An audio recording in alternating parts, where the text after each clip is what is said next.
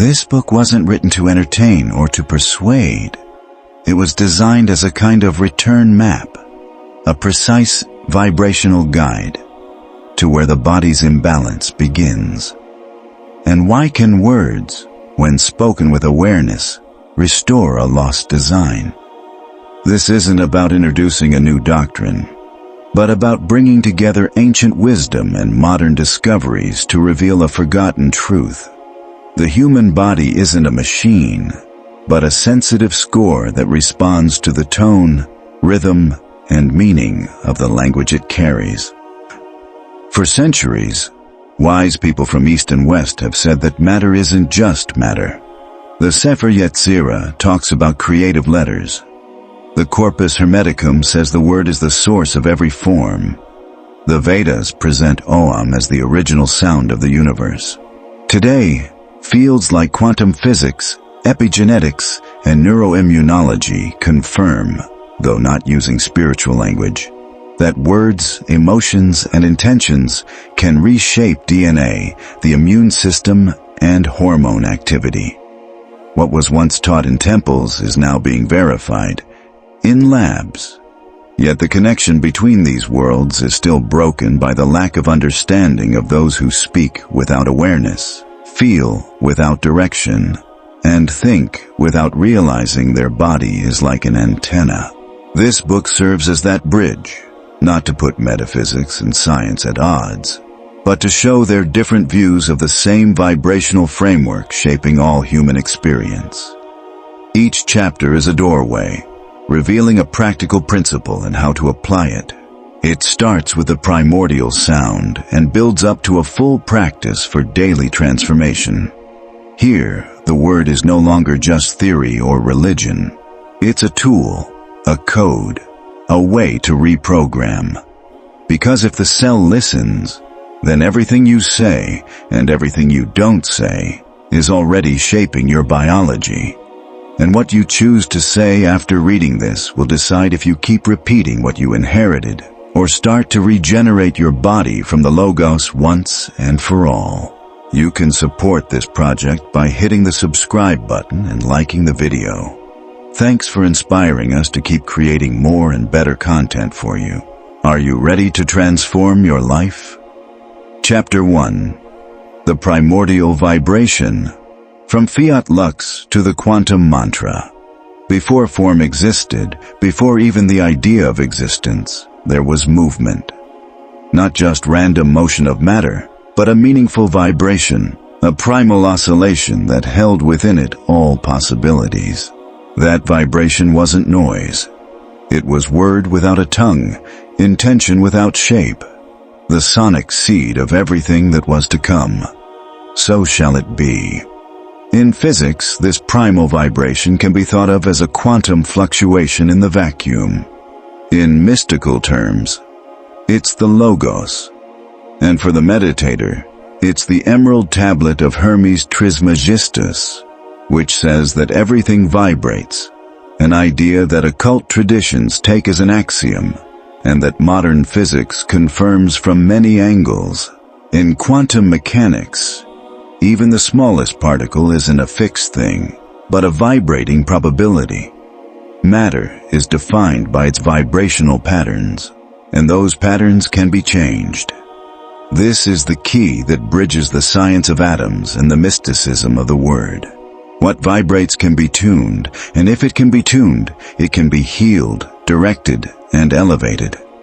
The Judeo-Christian Genesis starts with a powerful statement, "And God said, 'Let there be light,' and there was light." Genesis 1:3. Notice it wasn't a thought or wish. It was a verb. He said, this opening scene isn't just a symbolic story. It's a vibrational description of how things work. In the Theosophical tradition, H.P. Blavatsky explains that the fiat of creation wasn't a physical sound, but a vibrational emission of divine will shaped by thought. The universe was spoken into existence, and every human word, no matter how small, is a fractal of that original word. But what happens when a word is spoken with real feeling and focused intention? What happens when you don't just speak to communicate, but to create? Joseph Murphy's metaphysical teaching suggests the subconscious mind, like a cell, responds more to the vibration behind a thought than to the actual words. It's not what you say, but how you say it inside. Modern science supports this. The double-slit experiment, repeated countless times by physicists from Thomas Young's day to today's researchers like Dean Radin, shows that conscious observation changes how particles vibrate. The observed responds to the observer, and the observer vibrates with every sustained thought. Imagine throwing two stones into a calm lake. If their waves line up, they build each other up. This is called constructive interference. If their waves cancel each other out, that's destructive interference. Now, imagine your thoughts are those stones. Every word you repeat inside creates a wave, and every emotion is its strength. Are you creating waves that build your body up? Or are your contradictory thoughts, guilt, and doubts canceling out your health? This question isn't taught in school, but it shapes your body's fate. A clinical case documented in 2018 by Dr. James Oshman, a pioneer in energy medicine, shows this in action. A patient with chronic fibromyalgia, unresponsive to medicine for 5 years, started daily practice of intoning specific vowels combined with rhythmic breathing.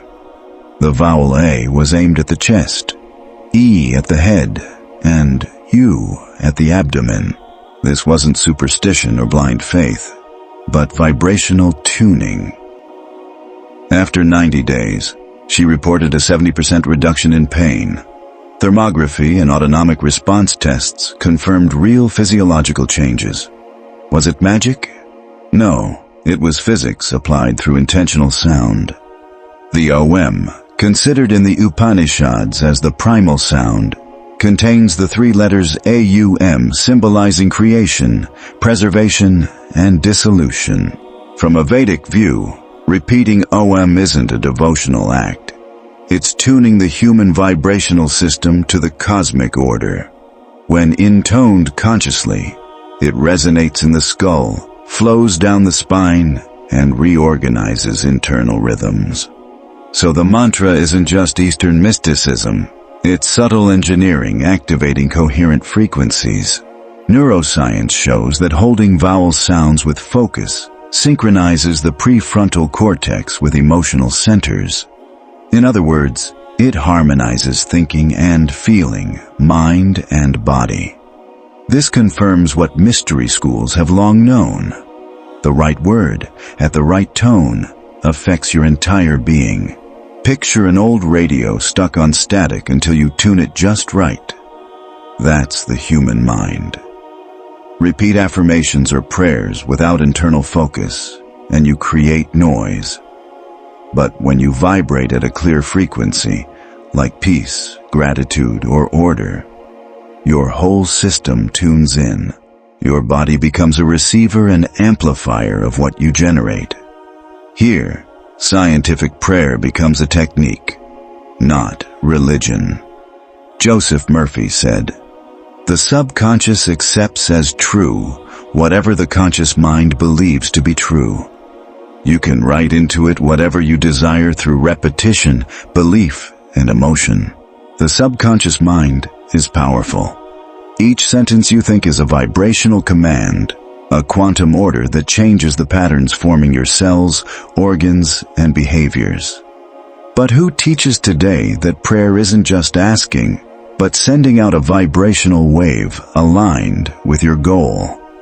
Who reveals that empty words have no power, but words spoken with certainty become living waves that shape your reality? This knowledge isn't new or exclusive. The ancient Egyptians spoke of Ikau, words of power that reshape the universe's vibration when set in higher states of consciousness. The Corpus Hermeticum says wise words create worlds, foolish words destroy them. This isn't a metaphor. It's a clear description of language's vibrational effect. The final thought of this chapter is clear. If everything in you vibrates, and every vibration responds to your attention, you're already creating your body, destiny, and environment with every word you think or say. The real question isn't whether you're a creator, but whether you're creating consciously. What vibrates can be tuned. What's repeated gets recorded. What's recorded becomes flesh. Chapter 2. DNA as the seat of the Logos. Epigenetics and Akashic libraries. In the 20th century, DNA was seen as nothing more than a static chemical archive, a kind of hard drive that simply codes for proteins. For decades, this double helix was thought to be the fixed blueprint of our biology, deterministic and unchangeable. But over time, that idea has been challenged by discoveries showing that environment, thoughts, sounds, and even intention can influence how genes are expressed without changing their actual sequence. This is what we now call epigenetics, the ability of external factors, including vibrations and emotions, to turn genes on or off. Beyond science, this idea echoes ancient teachings that didn't need microscopes to know that our bodies are living texts, written and rewritten by the power of the word. Recent physics, especially the groundbreaking work of Dr. Selin Neidenberg at MIT 2023, has demonstrated that specific sound waves applied precisely to DNA can alter its epigenetic structure. Certain frequencies were found to temporarily open dormant parts of the genome, activating genes that were previously silent. This isn't metaphysics. It's measurable, repeatable, and real. The difference lies in how we interpret it. For the mystic, this confirms that language, in its vibrational form, is the master tool of cellular transcription. Charles Leadbetter, an early 20th century British theosophist, wrote in Inner Life that the human body is crossed by energy currents carrying information from the Akashic plane, a universal archive where every thought, feeling, and action is recorded. In his view, DNA acts as the physical anchor for these invisible currents, a receptor translating cosmic information into our biology. So genes aren't just chemical structures, they're points where the universal logos meets individual experience. What we call inheritance might partly be memories of our past actions stored on subtler levels. The Sefer Yetzirah, one of the oldest Hebrew Kabbalah texts, says God created the world through combinations of the 22 Hebrew letters, seen as primal forces, inscribing the universe through 32 paths of secret wisdom.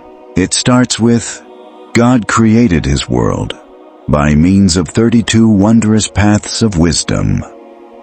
What's fascinating isn't just the myth, but the striking similarity to genetic science. The Hebrew alphabet has 22 letters. DNA uses a 4-letter alphabet, A, T, C, G, and those combinations create life, order, and form. The principle is the same. Sacred letters or nucleotides. Both are building blocks of possibility that, when arranged, give rise to living forms. DNA isn't just a sequence, it's syntax, grammar, a coded language of light. An important study by Dr. Drew Pardoll at Johns Hopkins showed that applying modulated electromagnetic fields to cancer patients activated dormant immune responses. Crucially, this stimulation wasn't chemical or invasive. It was vibrational.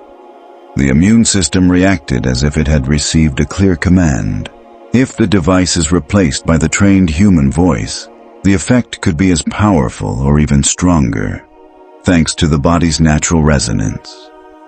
If this is true, and science accepts it, then prayer moves from ritual to technology.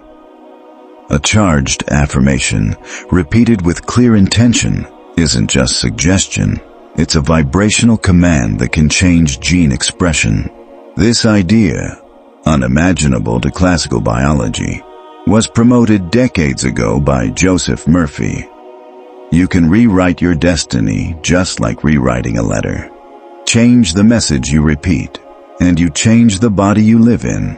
Here's a true story to illustrate.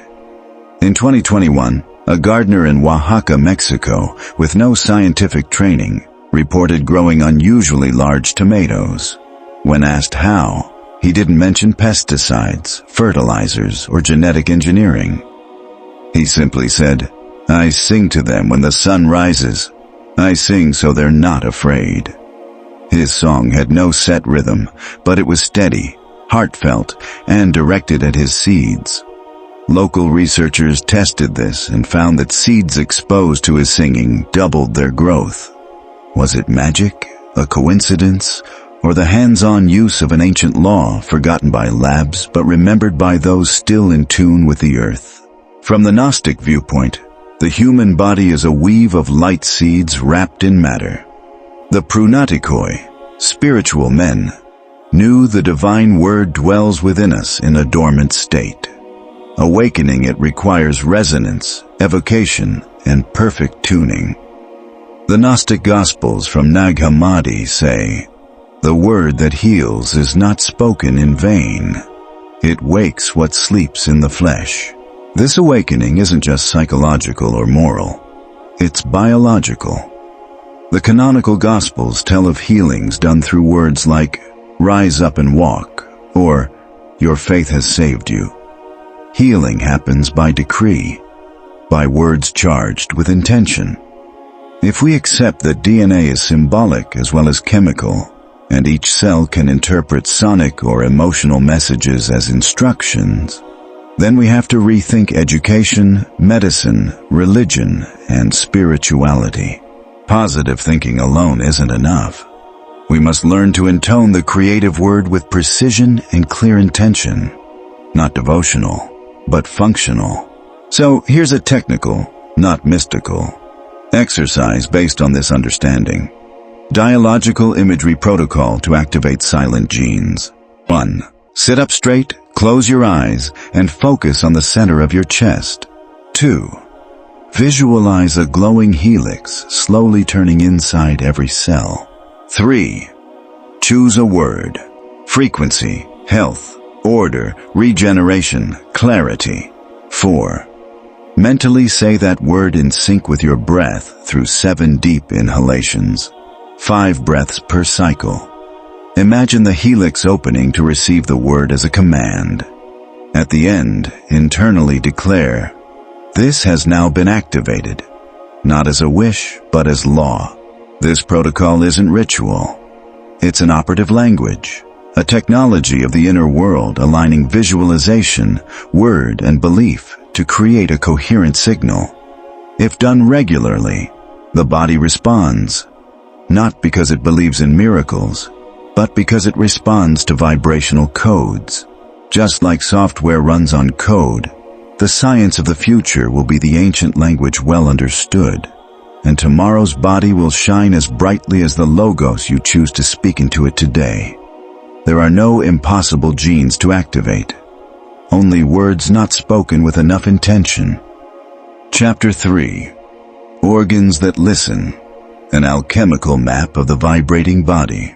The body isn't just a random collection of parts or a lifeless product of evolution. It's an organic symphony, an energetic structure organized by vibrational principles that go beyond traditional biochemistry. Each organ has its own range of response, its own internal tuning, its own way of listening. Electrical listening, thermal listening, light-based listening, but also sonic, emotional, and mental listening. The human body doesn't just respond to physical stimuli, it responds to the archetypal language of the cosmos, to the subtle rhythms born in the heart of the stars, and carried through the nerves of the universe until they settle in the human spinal cord. The Hermetic tradition has always understood that the body is a map of the heavens. As above, so below, says the Emerald Tablet. This isn't just a philosophical idea. It points to a real, functional connection between celestial structures and human anatomy. Take the heart, for example. It's not just a muscular pump. It's the sun's counterpart in the human microcosm. In the Kabbalistic system, It's linked to Tiferet, the center of beauty and harmony.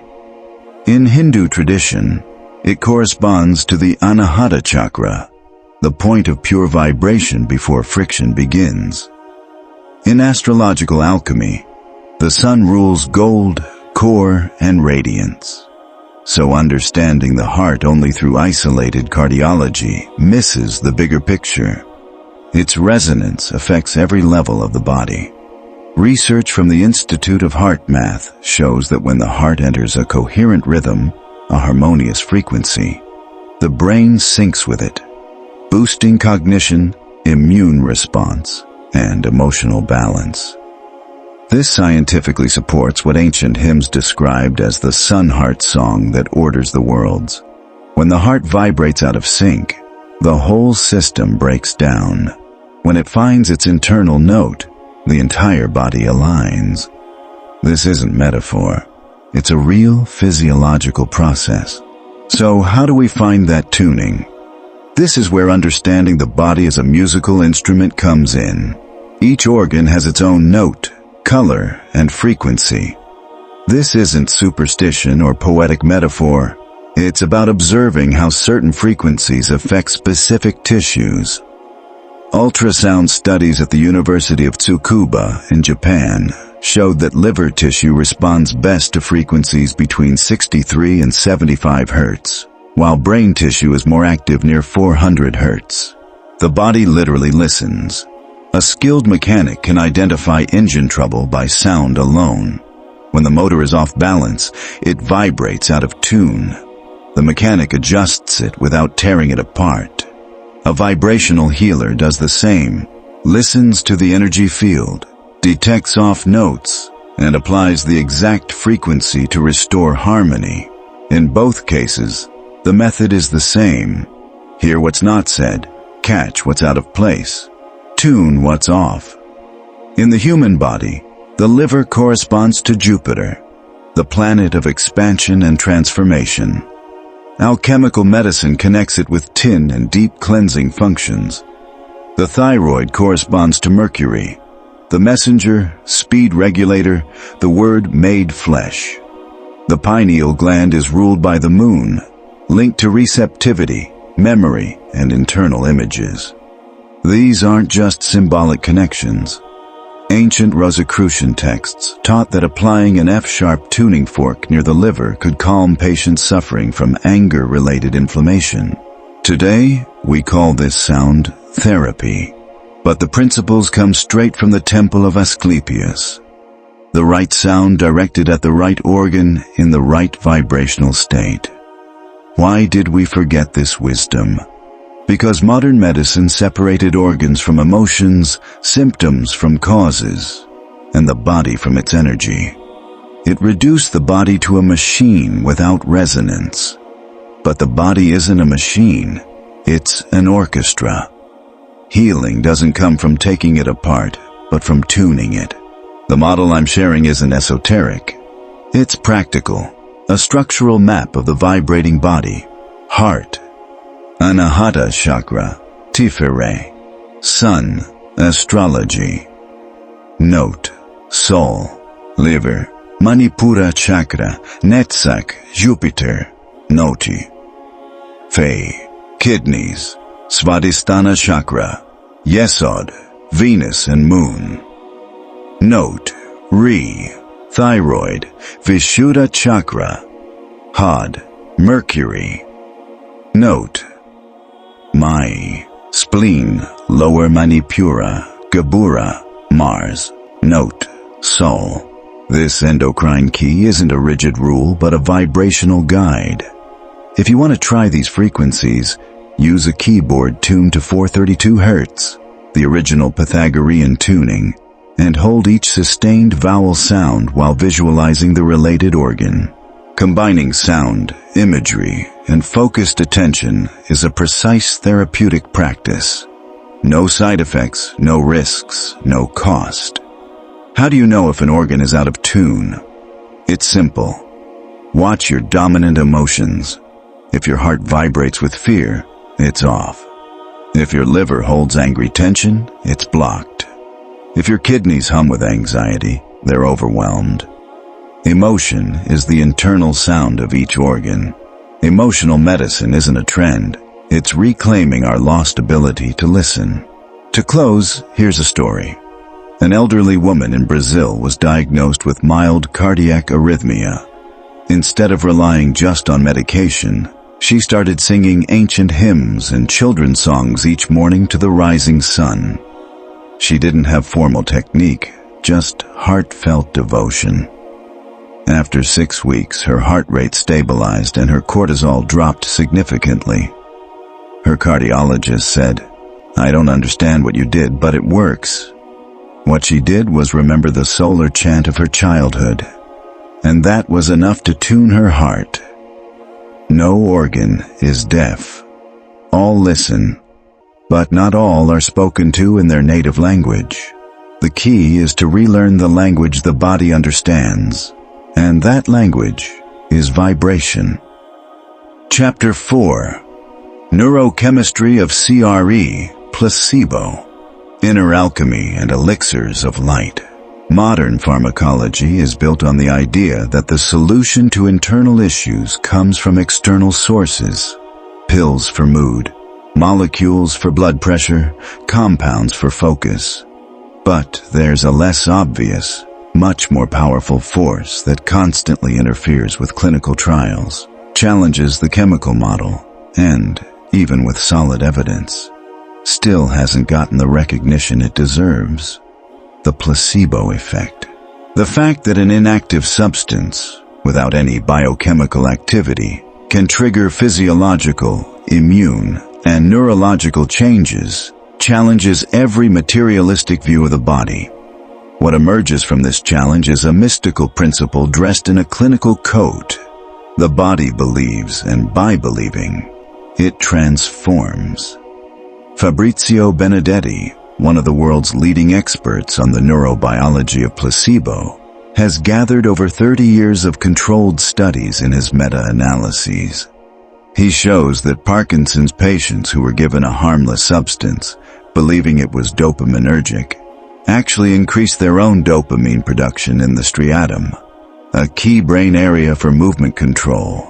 Belief literally changed their brain chemistry.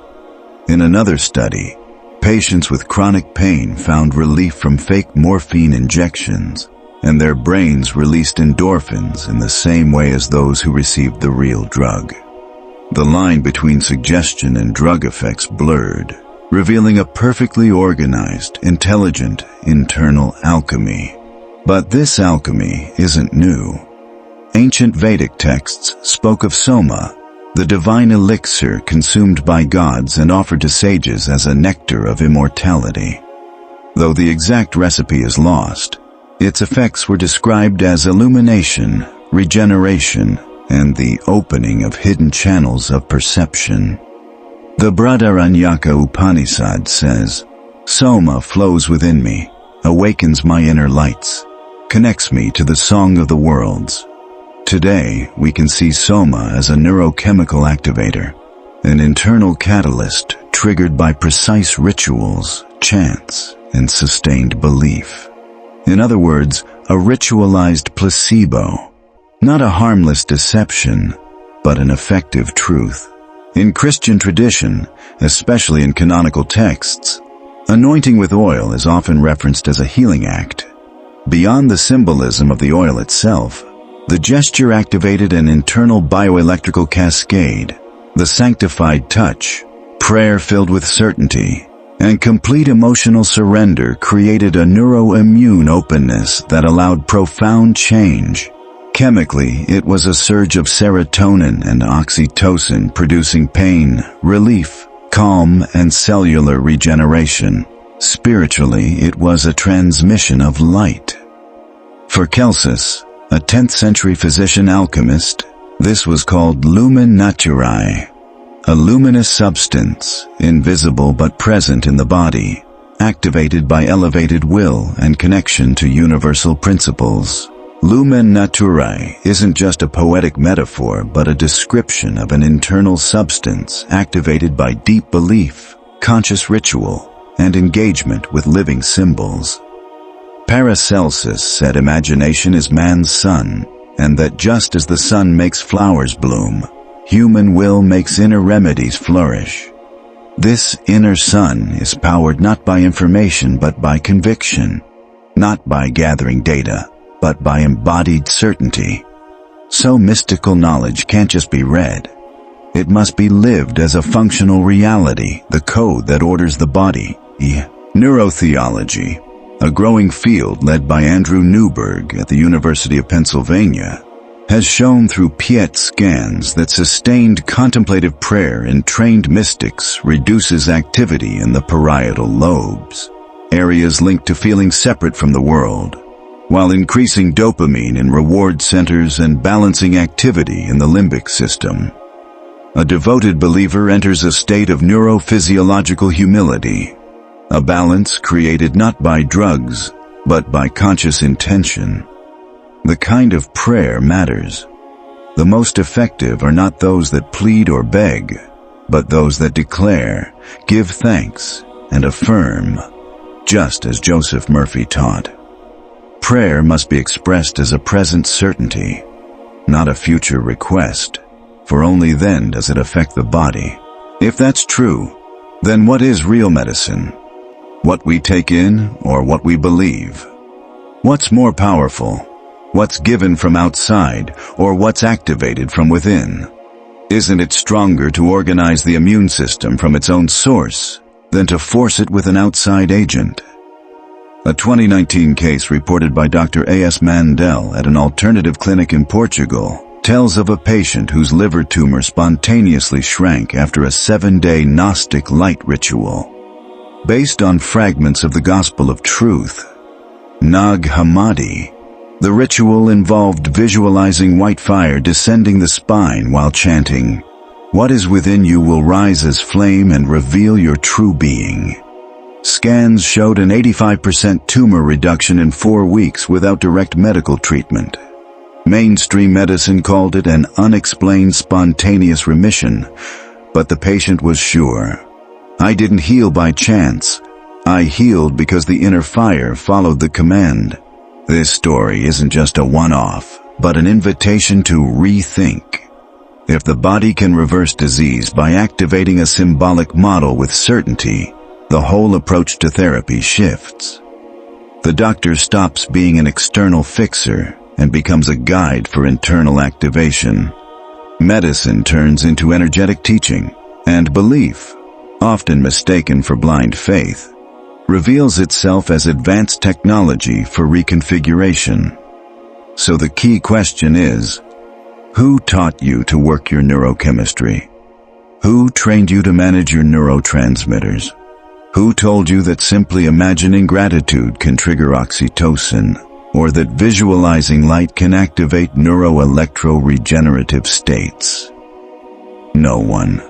Because this knowledge was pushed aside as alternative, when actually it predates all pharmacology and surpasses it in effectiveness when used with discipline.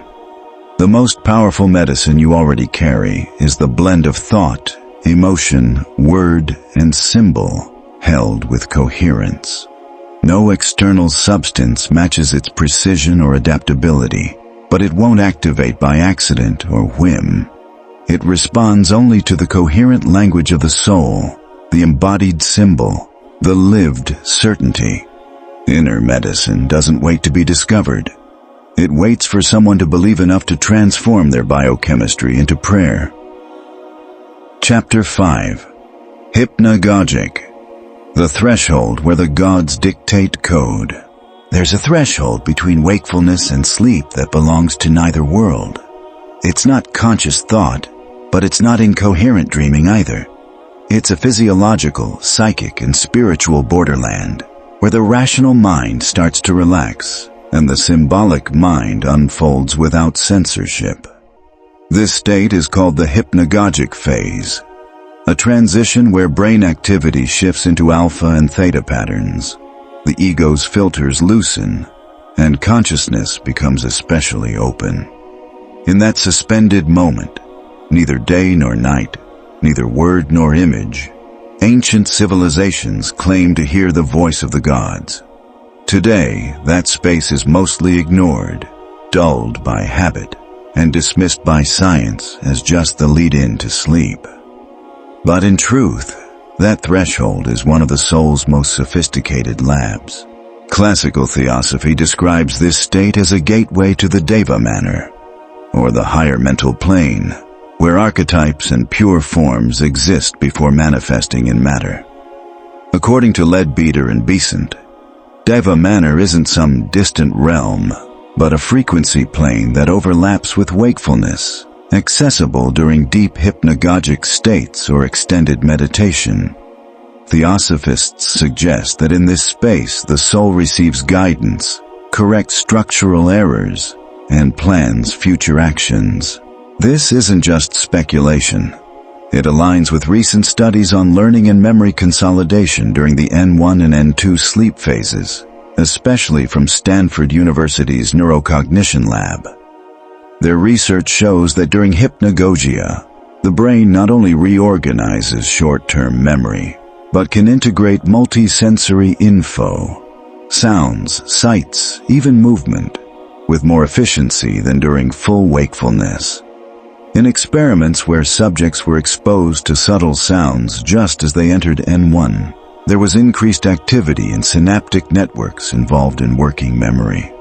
Simply put, during this vibratory frontier, the mind is more open, more flexible, more programmable. And that's a neurophysiological fact, not mystical speculation. Long before EEGs confirmed it, initiates knew this gateway. Rudolf Steiner, founder of anthroposophy, told his followers to immediately write down their hypnagogic visions in special notebooks, because as he said, what's perceived between drowsiness and sleep holds more truth than a week of daytime thinking. Steiner didn't call for abandoning reason, but for transcending it at its most flexible moment. The dream journal wasn't an emotional diary, but a lab notebook for documenting interdimensional insights. What kinds of insights show up at that threshold? In 2020, a prosecutor in Mexico City was dealing with a tough legal case that defied normal interpretation. After weeks of going over files, opinions, and rulings with no breakthrough, one night, after practicing square breathing and silently repeating, "Show me what I do not see," he slipped into a half-sleep state he described as illuminated wakefulness. There he saw a man in a gray tunic who handed him a blank document inscribed with a single phrase, "The higher interest is the guiding principle." When he woke, the phrase stayed with him. He used it as the core of his argument and weeks later won an unprecedented ruling. People called it creativity, but he knew better. It was guidance received at the edge where the subconscious becomes a source of revelation. These experiences shouldn't be dismissed as rare mysteries, but recognized as everyday access to extraordinary levels of the mind. Hypnagogia is essentially a forgotten technology, and like any technology, it can be consciously activated through specific methods. Here's one validated by Matthew Walker of UC Berkeley, a sleep neuroscience expert. Directed wakefulness exercise for hypnagogic instruction. Perform this 15-30 minutes before your usual bedtime, avoiding extreme exhaustion. Create a dim, quiet space. Optionally, use binaural tones in the alpha range, 8 to 12 Hz. Lie down with your head slightly elevated, arms relaxed at your sides, and avoid fully falling asleep. Pick a short seed phrase that captures what you want to learn, like, "Show me what I do not see," "Guide me in this decision," or "Teach me the truth." Repeat the phrase softly in your mind for 3 minutes, using it as a thread of intention. Shift into passive listening. Let images, sounds, phrases, and sensations come naturally. Don't force anything, just observe. As your consciousness begins to waver, gently return to full wakefulness and immediately write down whatever you perceived, without judgment. In the days that follow, watch for connections between your notes and your decisions, solutions, or insights. With regular practice, This method changes how you relate to your subconscious. Instead of pushing for answers, you receive them in the right mental state. Hypnagogia becomes a higher-level classroom, a subtle interface where biology rests and the soul listens. The big mistake of modern life is treating sleep as a pause, as inactivity, when in fact it's the spirit's second active phase. We don't sleep just to rest, but to learn.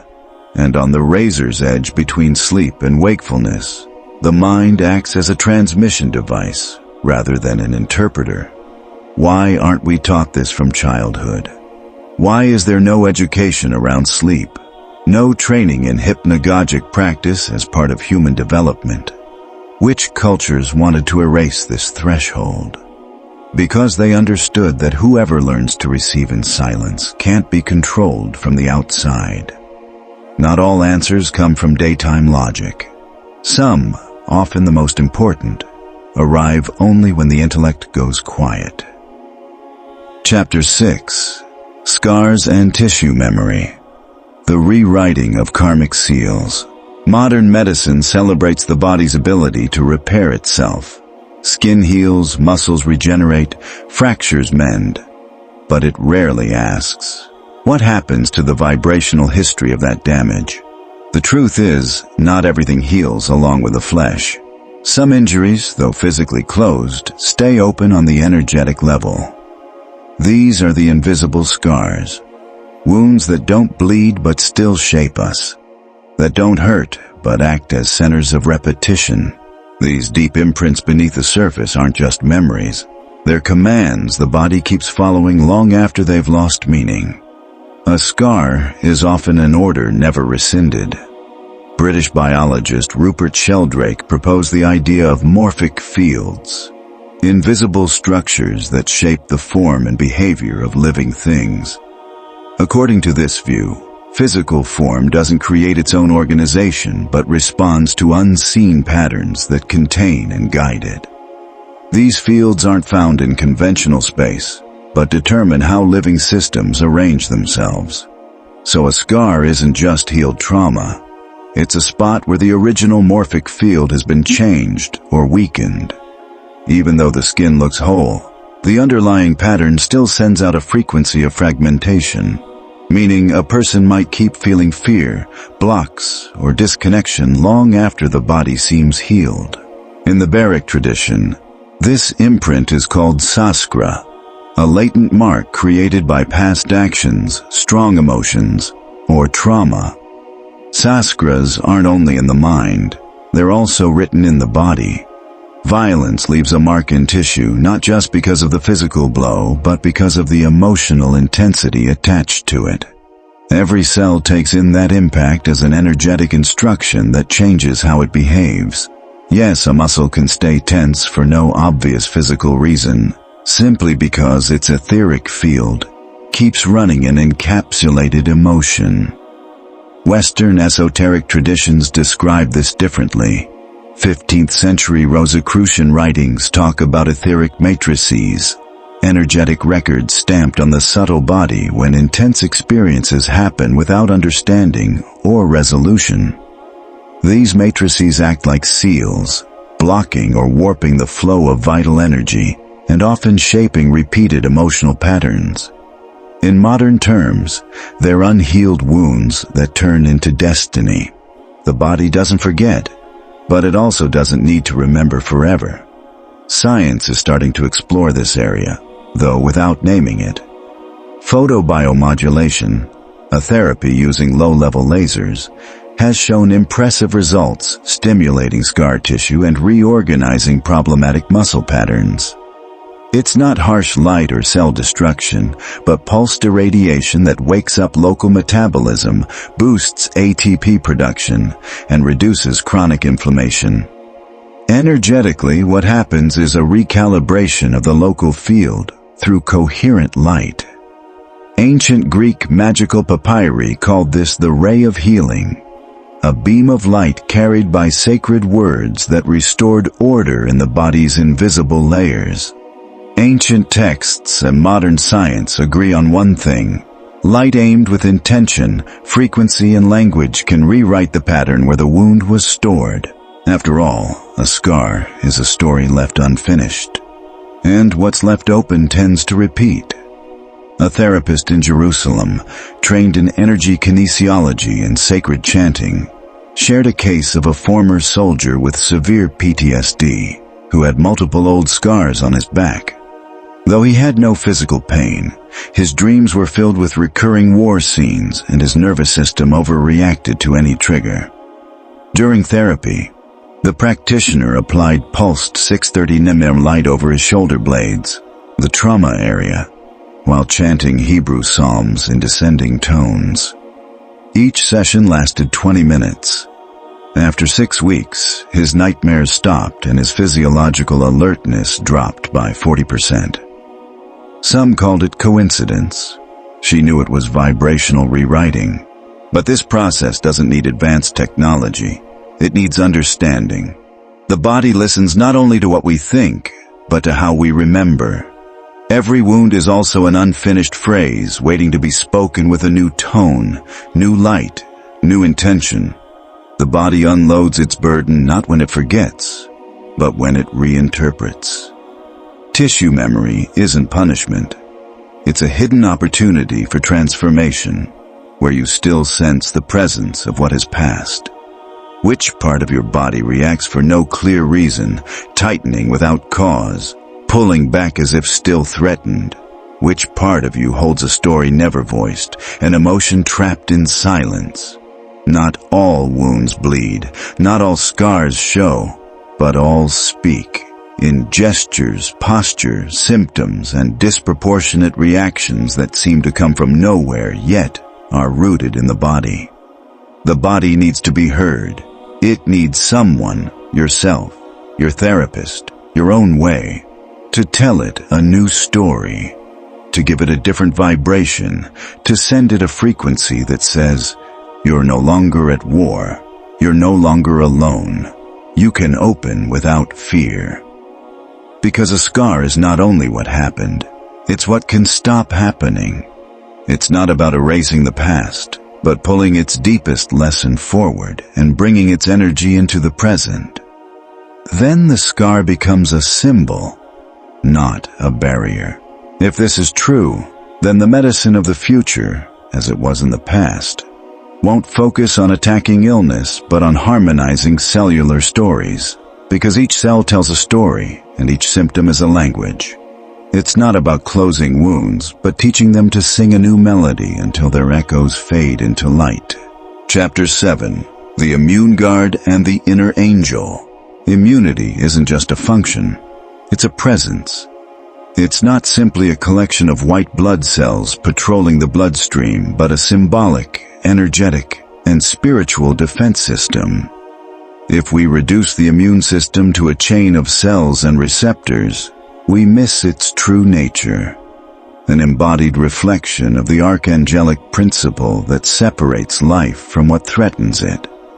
At its core, the immune system is a reactive intelligence that, like an archangel, discerns what may enter the temple and what must be turned away.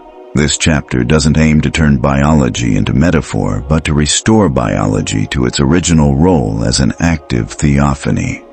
Neutrophils, the immune system's sentinels, act with lightning speed, detecting, engulfing, destroying.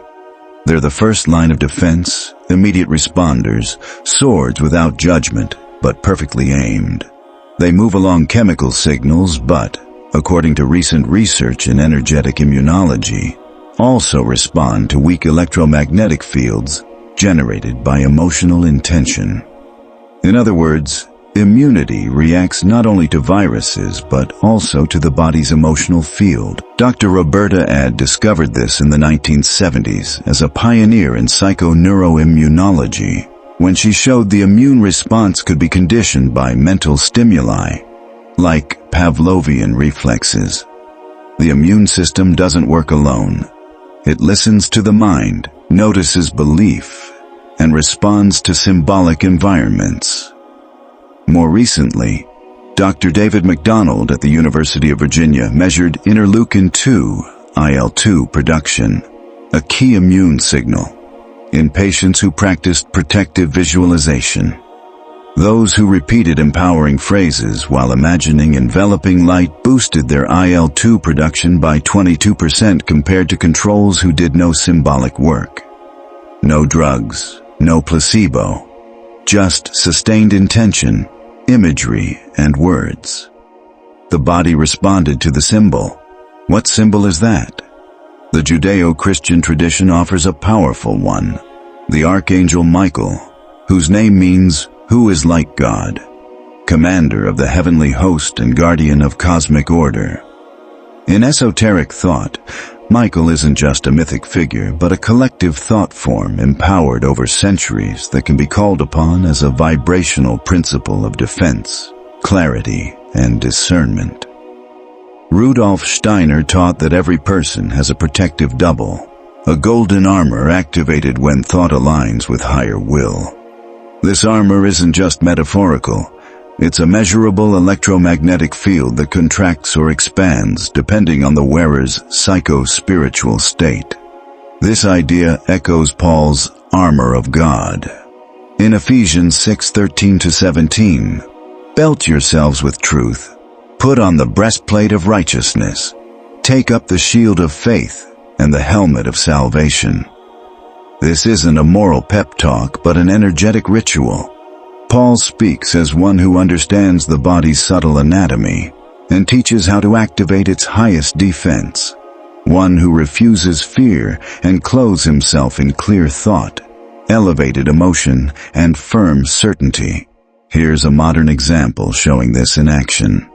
In Guadalajara, a mother had to walk through a high-crime neighborhood every night to get to her night shift. She'd been robbed twice. After the second time, she tried a technique she learned in a workshop. Before leaving, she paused for a minute and silently repeated, "No one sees me. No one touches me. Light covers me." While doing this, she pictured a golden sphere surrounding her body and breathed deeply. For 3 years, she made that walk without incident. One night, a local youth said, "Nothing ever happens to you. It's like you're not even here." The protection wasn't physical, it was vibrational.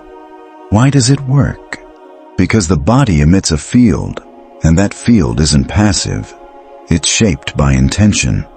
The mix of imagery, words, and coherent emotion acts like a vibrational code, sending subtle signals that influence immune cells in the psychic environment. Spiritually, this is calling on the inner angel. Scientifically, it's modulating biology through symbol. Shielding isn't resisting or denying reality. It's aligning vibrationally with a frequency that pushes away what doesn't belong. So I offer here a daily neuroimmune shielding ritual, non-religious and accessible to anyone with a basic understanding of neuroimmunology. Neuroimmune Protection Liturgy. Duration: 3 to 5 minutes daily before leaving home or entering a vulnerable situation. Posture: stand firm but relaxed, breathing in for 4 counts. Visualization: imagine a golden sphere starting at your chest and expanding to cover your whole body. Words: mentally repeat 3 times. I am impenetrable light. I am inviolable truth. I am invulnerable presence. Optional silent mantra. Say Michael rhythmically with your breath. Inhaling, exhaling Michael. Visualize the sphere hardening into a flexible dome that absorbs and transforms every impact. End by expressing gratitude without expecting anything in return. This ritual activates the autonomic nervous system, lowering cortisol and boosting oxytocin, as well as the symbolic defense line. Its power isn't mystical but coherent. Immunity doesn't respond just to microbes, it responds to your inner story. If you feel weak, your immune system shows it.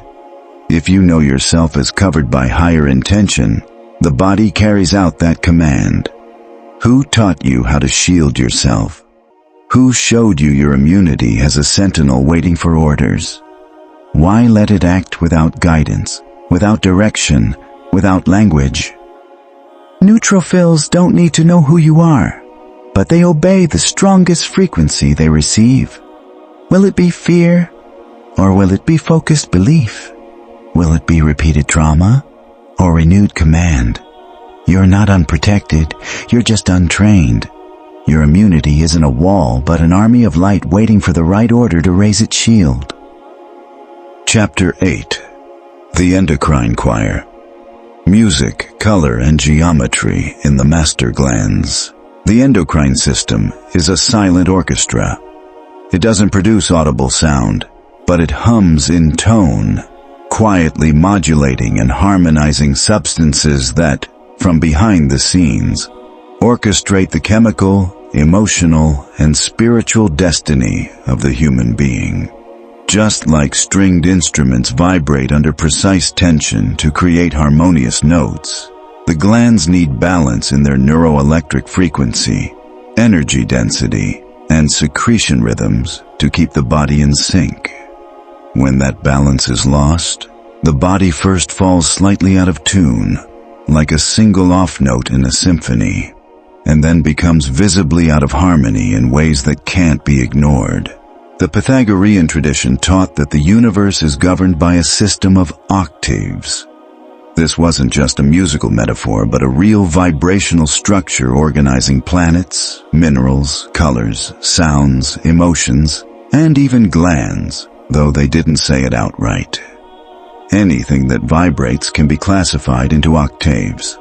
If glands secrete rhythms that vibrate, they must also correspond to sound frequencies, colors, and harmonious geometric shapes.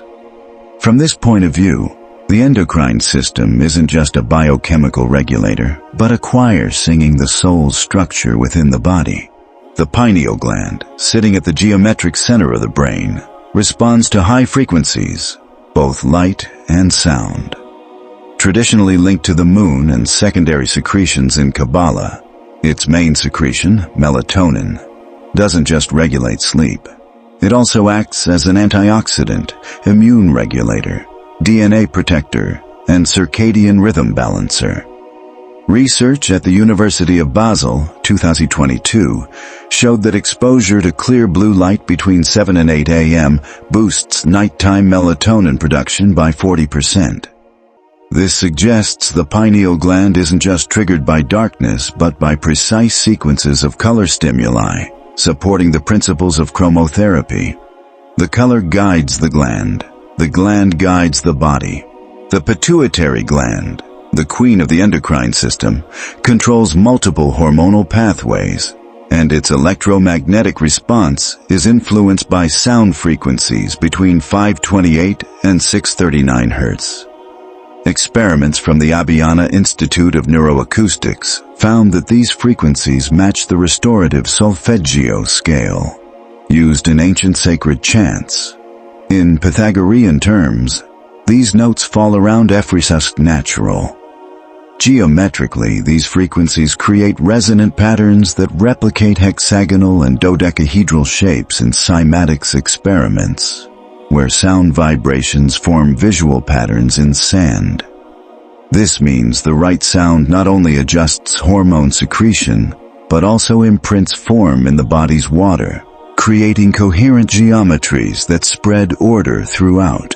The thymus gland, essential for maturing T lymphocytes and key to immune defense, responds to soft sounds in the 285 to 396 Hz range. A steady low tone vibrating at the center of the chest stimulates its electromagnetic field, boosting feelings of safety and belonging. In the Sufi tradition, the geometry linked to the thymus is the octagon, a shape between a circle and a square, symbolizing the bridge from heaven to earth. Many medieval mosques were built on octagonal foundations aiming to resonate with the human chest. Coincidence? Not at all. The temple was designed to mirror the body. The gonads, sexual glands, though culturally tied to desire and reproduction, are also powerful emitters of vital magnetism. They vibrate at lower frequencies between 120 and 256 Hz, and respond to warm colors like red and orange, as well as circular or spiral shapes. In Taoist internal alchemy, the sexual center is known as the lower furnace, where primordial energy is refined. If blocked, consciousness can't rise. If released, the soul disconnects from the body. The key isn't repression, but tuning. The Zohar, a central text of Kabbalistic mysticism, describes what it calls palaces of light within the body. These aren't physical organs, but subtle chambers of spiritual secretion. One, the White Palace, is linked to cerebrospinal fluid. Another, the Red Palace, relates to the heart's blood. But there's also a Golden Palace hidden in the chest that opens when its name is spoken in the right tone. The text hints that proper intonation can unlock these palaces, triggering lucidity, healing, and inspiration. From a biological perspective, these palaces correspond to glands. A story illustrates this clearly. A professional violinist, after thyroid surgery, partially lost her speaking voice. For months, she couldn't sing or hold a long conversation. Medical rehab didn't restore her voice. On a music therapist's advice, she began playing specific scales on her violin, tuned to 432 Hz, while visualizing her larynx wrapped in blue light and spherical shapes. She practiced this 20 minutes every morning. After 3 weeks, she could produce sound effortlessly. After 2 months, her voice was fully back. What happened? Resonance, geometry, certainty, vibration aimed precisely at the right spot, tone, and image. The gland responded. Not superstition, but physics applied to the body understood as a resonator, not a machine. For this reason, I suggest a vibratory gland activation exercise combining 3 elements: sustained sound, geometric visualization, and focused attention. Exercise. Monochord chant with visualization of luminous polygons. Sit comfortably with your back straight. Breathe deeply and rhythmically through your nose. Choose a gland to work with, for example, the pineal gland. Visualization. Imagine that gland as a sphere of light enclosed within its associated geometric shape. Pineal with an icosahedron, thymus with an octagon, gonads with a golden spiral, and so on. Chant. Sustain a vowel sound, like E, during exhalation on the corresponding note. Pineal, yours A, pituitary, your G, thymus, yours F, etc. Keep the luminous image in your mind. Repeat. Do 3 sets of 5 repetitions, resting briefly between each set. At the end, inhale deeply. Visualize the geometry expanding into light, and say internally, "This is done. This vibrates with my original design." This exercise doesn't cure on its own, but realigns. It doesn't replace treatment, but enhances it, because no external substance matches the precision of sound applied to the right spot, combined with geometry and coherent emotion. The gland doesn't need physical manipulation. It needs to be spoken to in its own language. And that language is vibration. What you sing inside your body, what you repeat without realizing it, the frequency you emit when you complain, blame, or judge yourself. And most of all, what stops you from tuning into your original pitch. Music isn't just art, it's medicine. Not as performance, but as technology for rediscovering primordial form. The right note doesn't just sound, it organizes. Glands don't only secrete hormones, they secrete the hidden song of your original design, waiting to be sung in the right key. Chapter 9. Root prosperity, spiritual geneticism, and the pleroma of abundance. Prosperity isn't an event, an achievement, or just an external result. It's a fundamental frequency that comes before any material manifestation. It shows up as harvest, but it's born as a vibrational state. True abundance doesn't start with economics. It begins in the energetic field, expanding from consciousness. So when we talk about wealth, we're not really talking about money, but about internal harmony between perception, biology, and certainty. Poverty, then, isn't only a social condition, but also an epigenetic imprint, a nervous system wired for scarcity, a cellular memory that keeps the idea of lack alive even when resources are present. If the soul hasn't reclaimed its original code of sufficiency, no amount of possessions can reprogram its biology. True prosperity starts at the vibrational root of being. Deuteronomy, a key book in the Pentateuch, says in chapter 8, "Remember the Lord your God, for He it is who gives you power to get wealth." This verse doesn't hand you wealth. It grants you the power to create it. It doesn't promise immediate riches, but the creative ability. This difference is crucial. The text isn't about reward, but about a vibrational ability. And that ability depends on remembering the source, not on ego-driven effort. In other words, abundance comes not from merit, but from alignment. Forgetting your origin leads you to say, "My power and the strength of my hand got me this wealth," which the text identifies as the start of disconnection, and the vibrational exile the Hebrews called a curse, separation from rain, fruit, and growth. Centuries later, Jesus repeats this teaching differently. "Consider the lilies of the field, how they grow. They neither toil nor spin, yet I tell you, even Solomon in all his glory was not arrayed like one of these." Matthew 6:28-29. This doesn't dismiss human action, but challenges the myth that anxiety drives provision. Lilies aren't lazy. They grow naturally, not by struggle. They thrive because they don't fight their design. People, on the other hand, have learned to disconnect from their source, to live in struggle, turning nourishment into battle, creation into tension, harvest into debt. This vibrational contradiction shapes both behavior and biology. Recent research from Harvard, 2024, documented what they call the learned poverty effect at a genetic level. By analyzing gene expression across 3 generations in low-income families, they found chronic activation of genes linked to systemic inflammation, high cortisol, and insulin issues.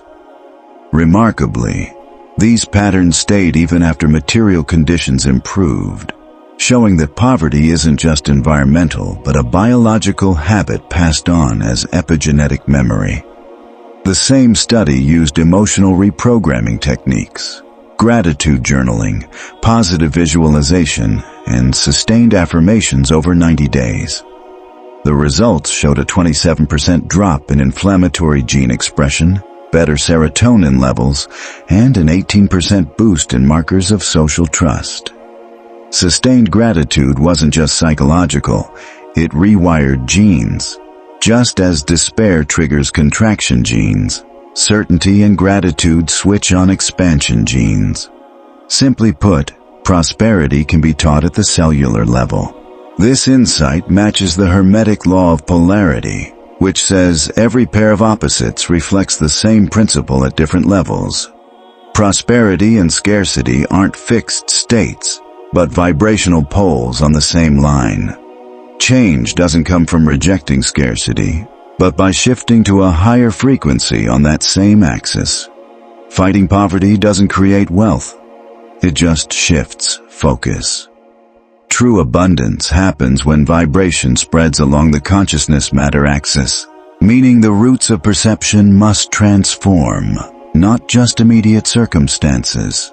In Tibetan tradition, the Bodhisattva Shambhala embodies this principle, not a get-rich-quick deity, but the archetype of conscious prosperity.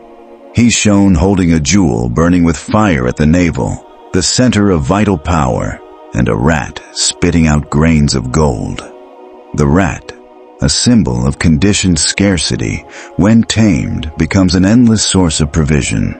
This isn't superstition, but archetypal coding. What looks like a block, when redirected by conscious awareness, becomes a channel of abundance. A mind trained in prosperity creates coherent matter. A mind stuck in lack turns everything to dust.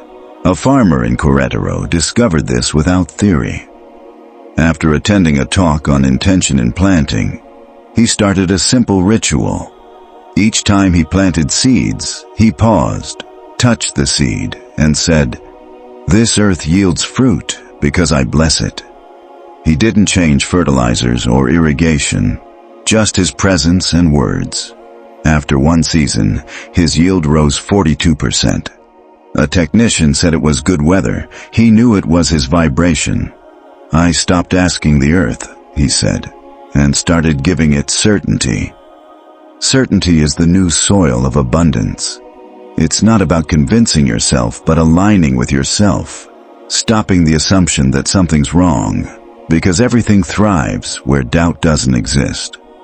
Doubt is more than an emotion. It's a vibrational break in the pleroma, the archetypal reservoir of all abundance, the invisible source from which matter emerges when the vibrational channel is clear. This Gnostic concept describes the origin as an ocean of wholeness the soul touches when perception is purified. So poverty isn't just lack of things, but lack of perception. The soul that can't see the pleroma fears. The fearful hold back. Those who hold back wither, not because God punishes, but because vibration sinks to its lowest level. Gratitude, by contrast, expands. Not as a moral stance, but as an electromagnetic frequency that reshapes biology, expands the field, and invites body, environment, and matter to respond with abundance. What do you fear when you give? What story did you hear about running out? Since when did you believe flow is loss, when it's actually the only way things multiply? What's blocked by fear becomes debt. What's given with certainty becomes seed. Abundance doesn't come from outside. It flows from the pleroma when your vibration stops resisting its source. Chapter 10. Litany of the Triple Fire. Dawn, Zenith, and the Internal Alchemist's Ordeal. The human body wasn't designed just to survive. It was made to transmute. Its design isn't mechanical, but symbolic. Every cell, every gland, every pulse of blood responds not only to biochemical processes, but to a deeper logic that mirrors the cosmic cycle. The day isn't just an astronomical event. It's a ritual. When we follow its essential rhythms, the body becomes the soul's laboratory, an operating temple, a crucible where the great work of alchemy happens. This chapter doesn't offer a loose technique or just another protocol. It presents a liturgy, a daily practice in 3 parts: dawn, aurora; zenith, senate; and dusk, ocaso, which together express the albedo, nigredo, and rubedo stages of inner alchemy in body and mind. Aurora, nigredo, the work in black. Dawn, the start of every process, is the phase of purging, emptying, and cleansing. The body wakes up carrying toxins, leftover hormones, and lingering thoughts from sleep. If this stage isn't consciously managed, the day begins with chaos. Hermetic tradition knew this. Alchemists fasted at dawn, washed their faces with solarized water, and spoke words of purification. Modern biology confirms this too. Cortisol peaks between 5 and 8 a.m., alongside the body's natural ability to flush waste. The liver and colon need space, not food. Breath, not information. Cleansing, not rush. Morning's biochemical cleanse calls for 3 things: coherent breathing, inner silence, and a decree of opening. Coherent breathing. Inhale for 5 seconds. Exhale for 5 seconds. No pause. Creates harmony between heart and brain, improves heart rate variability, and lowers cortisol. HeartMath Institute studies show that doing this for 5 minutes resets the stress axis, aligning our physiology with coherence. Sustained inner silence before looking at screens lets brain activity smoothly shift from theta to alpha waves. Decree of opening, not just an empty affirmation, but a vibrational command, aligns intention and action. Today I continue the work that I am. Senate. Albedo. The work in white. The day's peak corresponds to illumination, expansion, and connection to mitochondrial clarity. Mitochondria, the cell's energy hubs, respond to light, warmth, deep breathing, and clear purpose. They don't produce energy like machines, they express it like antennas. When consciousness lines up with action and the body is well oxygenated, energy expands without waste. This phase demands focus, not multitasking, deliberate action, not autopilot. Here we use Hermetic visualization as a way to amplify energy, not imagining but contemplating archetypal geometries that organize the nervous system. The icosahedron, spiritual symbol, around the head. The octahedron, heart symbol, projecting from the chest. And the inverted tetrahedron, root symbol, igniting in the abdomen. These shapes aren't just decorative, they're vibrational keys. Neuroimaging shows that focusing on harmonic geometric forms boosts brain synchronization and sustained gamma waves, states linked to deep meditation, brain regeneration, and mental clarity. During Senate, the Gnostic decree is, I am not effect, I am cause. Saying this with coherence refocuses the mind and reminds the nervous system it's not reacting but directing. That energy doesn't scatter randomly but flows like a river guided by its channel. Ocaso, rubedo. The work in red.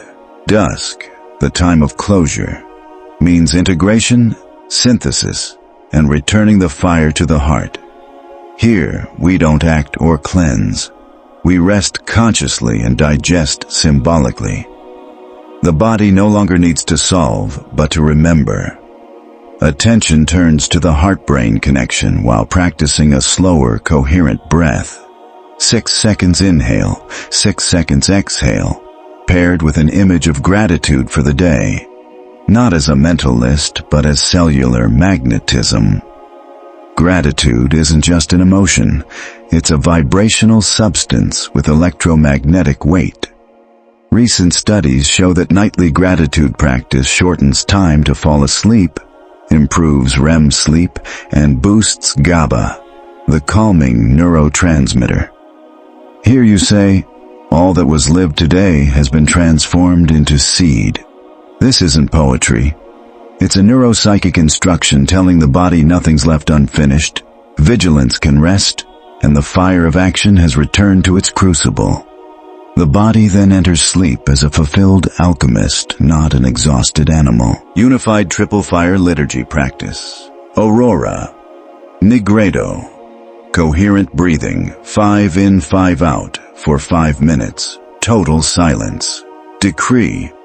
Today I continue the work that I am. Senate. Albedo. Visualization of sacred geometry. Focused action without multitasking. Decree. I am not effect, I am cause. Ocaso. Rubedo. Coherent breathing, 6 in, 6 out, for 3 minutes. Sensory gratitude and closing image of the day. Decree. All that was lived today has been transformed into seed. This liturgy doesn't require belief, religion, or perfect surroundings, only discipline and understanding. It's not an external recipe, but an internal agreement with your own design. The body is a furnace, crucible, vessel, and like any fire, if left unchecked, it dissipates into smoke. But honored 3 times daily, the body becomes the living temple of the Word. And if all this is true, if every cell responds to the Word, every gland sings, every scar can be rewritten, Prosperity flows from the right vibration. Immunity obeys intention. Wakefulness can be taught. Blood listens to the name. Light answers to geometry. Then what remains unspoken? That which you keep silent without realizing it. The only veil between who you are and what you've already manifested. The work is complete when every fire has been spoken.